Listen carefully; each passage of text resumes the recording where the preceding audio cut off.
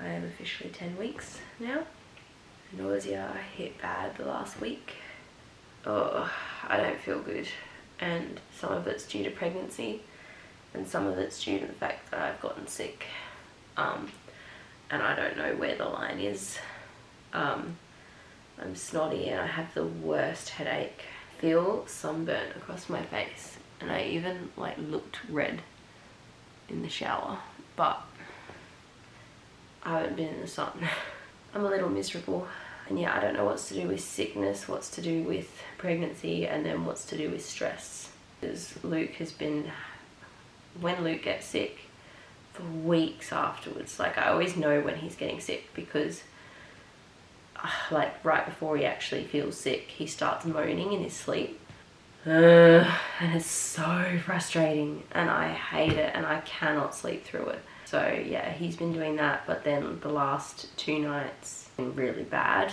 And usually I get really excited for when he goes to work because then I get to sleep. He gets up at 3 a.m. So from like 3 a.m. to 6 a.m. is when I finally get to sleep. The last 2 nights I've like maybe had 1, maybe 2 hours of broken sleep total all night. Beyond exhausted. Either moaning heaps or when he's not moaning, he's coughing and it jerks and like shakes the whole bed because it's such a violent cough. This is going to be the worst update ever. I'm exhausted. I'm frankly exhausted and a lot of like stressful stuff has been happening as well. I've withdrawn from my uni unit, even though it's literally my last unit and my group has been doing really well in it. But I fell so far behind because obviously Robin, Luke's mum, who we call Nana to the kids, she's our main babysitter. My mum does weekends, but uni is during the week and mum works during the week. So Nana's our main babysitter for uni, but she's not been able to babysit. She can't babysit with Tavy and Levi, like she can't babysit them all at once, all 3 grandies. She was struggling to babysit them with Granny because she also is a carer for Granny. But then Granny went into hospital. She had a stroke and ended up in hospital, and we thought it was her last legs. She also had COVID. She was not going good. We thought it was her last legs sort of thing. So we went and visited her, and instead of me doing my mid-semester exam study and my actual exam, I just said, no, I'm not doing it. Deferred, and then I got COVID. Like, maybe if it was just me sick, but the kids got sick as well.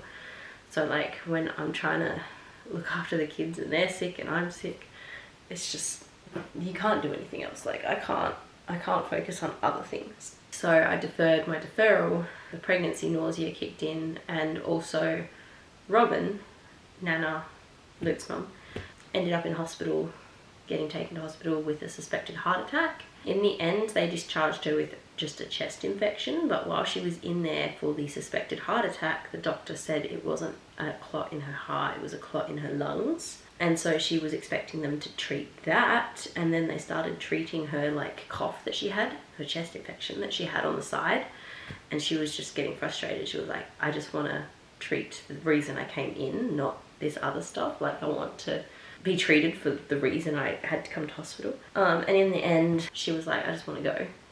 And so they discharged her with just chest infection, and she was like, well, what about the clot? And they were like, who said you had a clot? And it's like, it's why she came in, and it was the first thing that they were meant to have checked for, and she was told by one of the doctors that she had a clot on her lungs, not her heart. Anyway, Fiona Stanley has continuously shown how terrible of a hospital it is. Like I can't, every single instance or interaction I've had with Fiona Stanley, or someone I know has had with Fiona Stanley, has been absolutely horrible, except grandma with the ear infection. That is legit it, and we've had a lot to do with Fiona Stanley. Okay, I'm not going on this rant, but it's not even like small things, it's like massive, could be life-threatening things, and they've made multiple mistakes that have like could have been life-threatening if I didn't pick up on them, or whoever was being treated didn't pick up on it. So Robin was in and out of hospital. I was still feeling sick, but I had stopped testing positive for COVID. I think I was just sick from pregnancy. Had to look after their dog because Kerry was at work or visiting Granny or visiting Robin, and their dog takes seizures, so I was over there, and like it just, so yeah, lots of stuff is happening. It's now gotten worse. Granny was meant to come home. She had a couple of falls in hospital. She pulled through the COVID and the stroke. Very disoriented, but then she continuously was falling over, falling out of bed, having falls in hospital. So she's had multiple x-rays, and like she didn't want to be there. And she was making it very adamant she didn't want to be there. So they were going to send her home, and instead they finally noticed how jaundiced she was, checked on it, and suspected that she had a obstruction in her bile duct, in her liver. It didn't look like just a normal obstruction. It looked like it could have been cancer, but they couldn't confirm. One of the ways to confirm is a CT scan with contrast. The problem is her kidneys aren't doing well, and the contrast could put her kidneys into shock, and she could have kidney failure on top of everything else. I have been the liaison with the hospital because I'm the only one that has the medical background to actually talk to the doctors, because they do not know how to dumb it down. Opted for not doing the CT scan and just palliative care. Even if you did the CT scan and her kidneys didn't go into shock, like the next step would be surgery, which would only be temporary if she had cancer. Or like if she didn't have cancer, it would hopefully fix it, but then you've got the risk of going under general anesthetic, which for her is greatly increased. Even if she did like survive the surgery itself, she's very out of it, and the effects could make her more out of it, and like her mental state would deteriorate rapidly. And why would you want to put someone in that state at that age through a major surgery when it's not even likely to give them that much time? I hear beeping. Then went and did another test that's just a screening test, and it suggested that she does in fact have cancer. The marker they tested for was meant to be below 37 or something, and it's 29,000. First when I heard it I was like, 29, that's fine. But no, 29,000. Alright, hello everyone. But this is my just pregnancy update. 10 weeks. My bub's probably bigger than this because he seems to be measuring ahead, as do most of my babies, but this is about how big Bubby is. I'll do a little belly shot while I'm here. Little baby, except it's like down here, but anyway. I swear I have felt stuff the last week. Only like 3 or 4 times, but I don't know. I don't know if it's real or not, but I'm pretty confident that it could be. I think I started feeling Levite at like 10 to 11 weeks, and I didn't believe it. And then I had my ultrasound at like 11 and a bit weeks, and I saw, like, I'd feel the flutters, and then I'd see Levi move on the screen, and I was like, I am feeling this. Nausea. I threw up last week. I haven't thrown up again, but oh my god, I've been so close. I did think it was fading off, but now today especially it's been so bad. I've got my bucket here, so hopefully once I'm over this cold it'll start fading away, I hope. The insomnia usually hits like 1:30. I get up and then I need to pee, because I need to pee quite often through the night now, and I get up and then I try to go back to sleep, and then I get up and pee again because I still can't sleep, and then I end up just laying there. And the last couple of nights I've been awake for Luke's alarm at 3. Insomnia, which is ridiculous considering how sleep deprived I am. I'm on, okay, so I was originally on ondansetron, and then I couldn't get a renewed script, which is an anti-nausea med. So I went to a new doctor who gave me metoclopramide, I think it is called, because ondansetron has increased risk of cleft lip, which my other doctor never said. She keeps saying it's completely safe, just in the first trimester. And I've been taking that, and it seems to be doing the same as ondansetron until recently. Oh, a side effect is potential drowsiness, so could be blaming that as well. Sorry, Luke just messaged me Terry White because he's looking for a chemist. I've booked in my ultrasound. It's I think I'm going to be 12 weeks and a day. Not next Saturday where I'm 11 weeks because we have a optical appointment for Hayden. It is the following Saturday. So yeah, I'll be 12 weeks and 1 day. And we still haven't told anyone.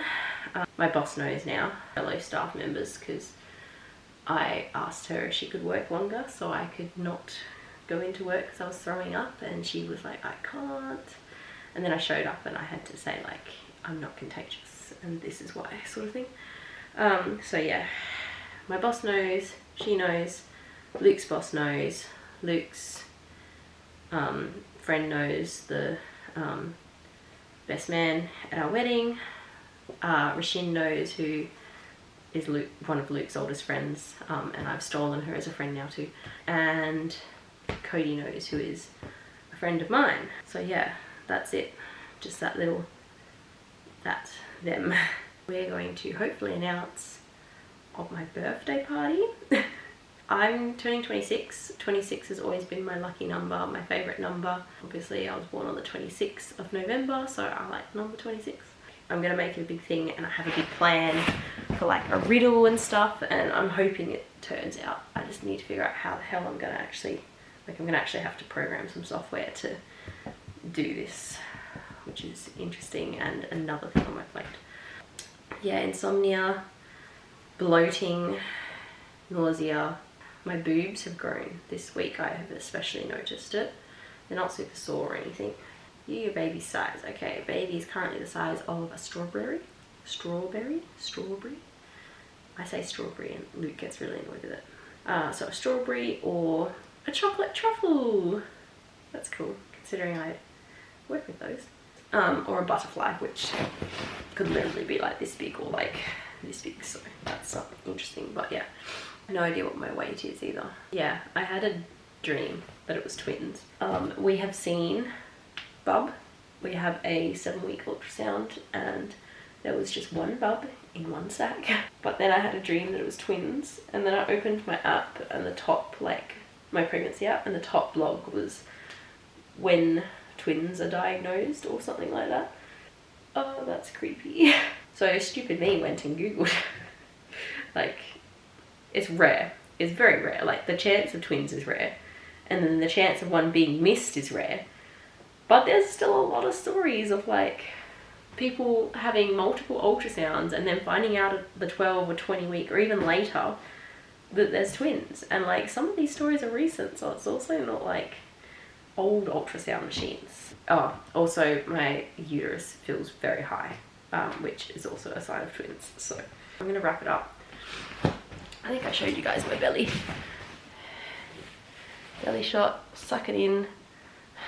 Oh, actually not that bloated. I've deflated a fair bit today. Oh, but anyway, I feel miserable. My head hurts so much. But that's it for now, and I'll see you guys in the next video, which actually I'm gonna do a before and after of the backyard, so it's gonna be tomorrow. But I don't know the order these things are coming out in. I'll see you guys at least in the 11-week update. Bye, peoples.